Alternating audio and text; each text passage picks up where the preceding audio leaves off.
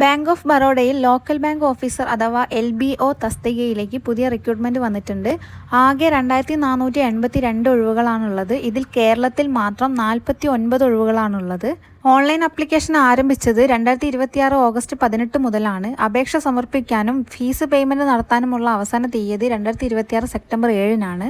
കേരളത്തിലെ വേക്കൻസീസിൻ്റെ category wise നോക്കിയാൽ SC 12, ST 6, OBC 11, EWS 4, general category 16, ആകെ 49 വേക്കൻസീസാണുള്ളത്. റിക്രൂട്ട്മെൻറ്റ് നടക്കുന്നത് ലോക്കൽ ബാങ്ക് ഓഫീസർ അതായത് ജൂനിയർ മാനേജ്മെൻറ്റ് ഗ്രേഡ് സ്കെയിൽ 1 തസ്തികയിലേക്കാണ്. ഏജ് ലിമിറ്റ് മിനിമം 21 വയസ്സും മാക്സിമം 30 വയസ്സുമാണ്. ഏജ് കണക്കാക്കുന്നത് 2026 ഓഗസ്റ്റ് 1 അടിസ്ഥാനമാക്കിയാണ്.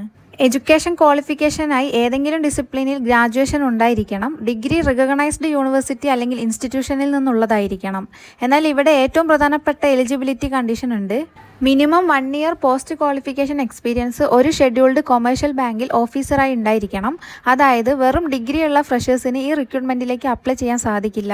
ഓഫീസർ കാഡറിൽ റിക്വയർഡ് എക്സ്പീരിയൻസ് ഉണ്ടായിരിക്കണം. ക്ലറിക്കൽ കാഡർ എക്സ്പീരിയൻസ് എലിജിബിലിറ്റിക്ക് പരിഗണിക്കില്ല.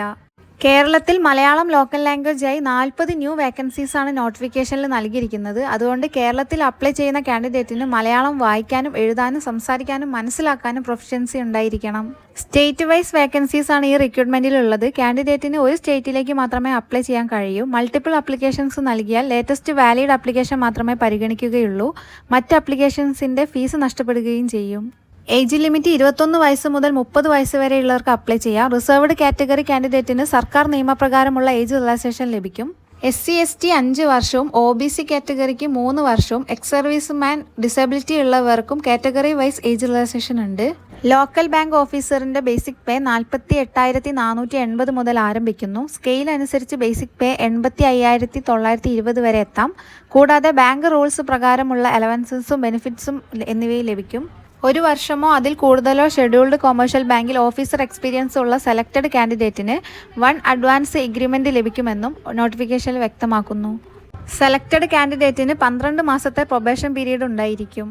അതുപോലെ 3 ഇയർ സർവീസ് ബോണ്ട് ഉണ്ട്. 3 വർഷം പൂർത്തിയാകുന്നതിന് മുൻപ് സർവീസ് വിട്ടാൽ നിലവിലെ ബോണ്ട് ടേംസ് പ്രകാരം 3 months gross salary maximum 2 lakh വരെ എമൗണ്ട് നൽകേണ്ടി വരാം. അപ്ലിക്കേഷൻ ഫീസ് നോക്കാം. ജനറൽ EWS OBC കാൻഡിഡേറ്റിന് 850 രൂപയാണ് ആപ്ലിക്കേഷൻ ഫീസ് വരുന്നത്. കൂടാതെ അപ്ലിക്കബിൾ പേയ്മെൻറ്റ് ഗെറ്റ്വേ ചാർജസ് ഉണ്ടാവും. SC ST PWBD ESM DESM woman കാൻഡിഡേറ്റിന് 175 രൂപയാണ് application fees. Fees non refundable ആണ്. സെലക്ഷൻ പ്രോസസ്സ് നോക്കാം. ഓൺലൈൻ എക്സാമിനേഷൻ ഉണ്ടാകും. അതിനുശേഷം ബാങ്ക് തീരുമാനിക്കുന്ന സെലക്ഷൻ സ്റ്റേജസ് പ്രകാരം ഗ്രൂപ്പ് ഡിസ്കഷൻ, പേഴ്സണൽ ഇൻ്റർവ്യൂ തുടങ്ങിയവ ഉണ്ടാകാം. ഓൺലൈൻ എക്സാമിൽ ആകെ 120 ക്വസ്റ്റ്യൻസ്, 120 മാർക്ക്, 120 മിനിറ്റ് ആണ്. ഇംഗ്ലീഷ് ലാംഗ്വേജ് 30 ക്വസ്റ്റ്യൻസിന് 30 മാർക്ക്, ബാങ്കിങ് നോളജ് 30 ക്വസ്റ്റ്യൻസിന് 30 മാർക്ക്, ജനറൽ എക്കണോമിക് അവയർനെസ് 30 ക്വസ്റ്റ്യൻസിന് 30 മാർക്ക്, റീസണിംഗ് അബിലിറ്റി 30 ക്വസ്റ്റ്യൻസിൽ 30 മാർക്ക്. റോങ് ആൻസറിന് 0.25 മാർക്ക് നെഗറ്റീവ് മാർക്ക് ഉണ്ട്. ഓൺലൈൻ എക്സാം കഴിഞ്ഞ് ഷോർട്ട് ലിസ്റ്റ് ചെയ്യുന്ന കാൻഡിഡേറ്റിന് ലോക്കൽ ലാംഗ്വേജ് പ്രൊഫഷ്യൻസി ടെസ്റ്റ് ഉണ്ടാകും. പക്ഷേ നിങ്ങൾ അപ്ലൈ ചെയ്യുന്ന സ്റ്റേറ്റിൻ്റെ ലോക്കൽ ലാംഗ്വേജ് 10th അല്ലെങ്കിൽ 12th സർട്ടിഫിക്കറ്റ് മാർക്ക് ഷീറ്റിൽ ഒരു സബ്ജക്റ്റായി പഠിച്ചതിൻ്റെ തെളിവുണ്ടെങ്കിൽ ലോക്കൽ ലാംഗ്വേജ് പ്രൊഫഷ്യൻസി ടെസ്റ്റ് എഴുതേണ്ടതില്ല.